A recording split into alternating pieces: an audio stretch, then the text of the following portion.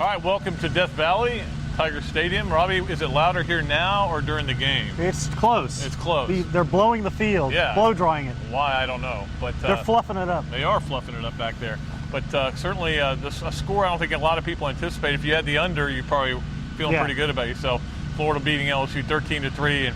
And, Robbie, what I wrote was about how Florida showed that it's not just Tebow. Tebow was a big part of this thing, but that defense really stepped up today. They put the game in the hands of the defense. They were conservative on offense.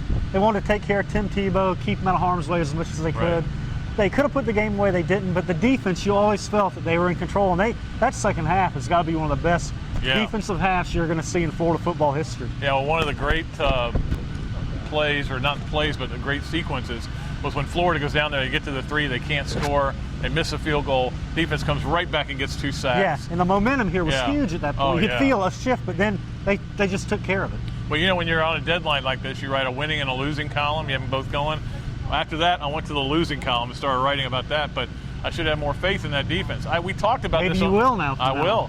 We talked about it during our Swampcast previewing the game, that we thought that might happen. The defense might say, I don't care who's playing quarterback, we're going to go shut them down, and that's exactly what they did. I like the way they really got after LSU in the second half. Pat. No sacks in the first half. Right. They said, we're not going to let this relatively inexperienced quarterback have time to do it, and they went after him. They got him.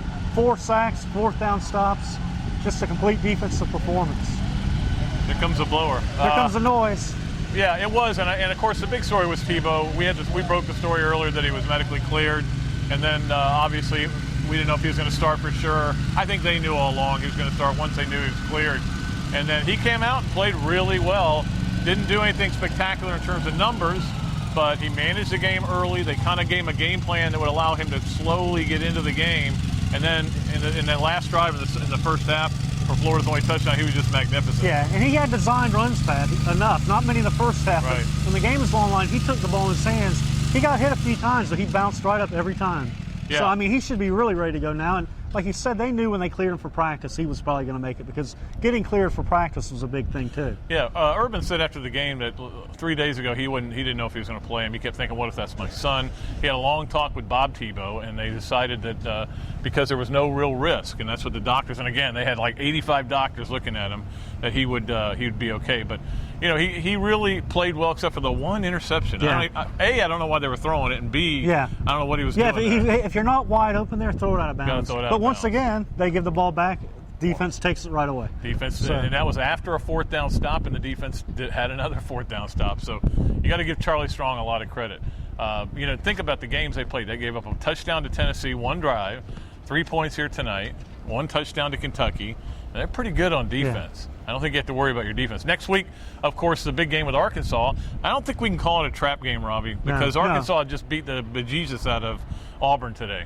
Yeah, but Pat, to me, Florida's defensive strength, Janoris Jenkins, Joe Hayden, they can cover man-to-man. They took 2 of the best receivers in the SEC completely out of the game tonight. They'll do that against Arkansas, too, and then you go after Ryan Mallett. But those guys, they cover people.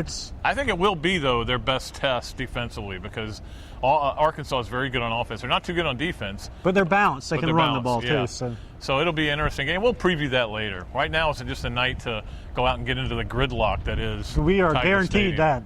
Worst place in America to go to a game in terms of getting in and getting out. But, hey, it's Auburn's a close second. Auburn may be 1. I don't know. That's right. Remember that one time we were like 3 hours trying to get back to our hotel? So, hey, but we're here for you, the readers, and the viewers, and the whatevers. The listeners. I don't know. All right, next week, Pat Dooley Show will be up on Thursday. I think our special guest is going to be Mick Hubert. Oh, my. We're going to bring him into the studio, try to get him to do it. So don't forget to join us in. And don't forget. You can't steal his line about So Long for the Sunshine State if he's there. No, that's Gordon Soley's line. Oh, okay. Yeah, Gordon Soley's dead. Oh, okay. I can take it from him. And that's wrestling. It doesn't count anything. That's right. But we will join you. We'll preview the Arkansas game next week as well. Is Dusty Rhodes still alive? Not the baseball coach. Thofituka? The bionic elbow guy. Thofituka with the bionic elbow. I don't know if he is or not. I don't know the answer. John Alexander would know that. Yeah, why don't you call him? All right. So long from the Sunshine State.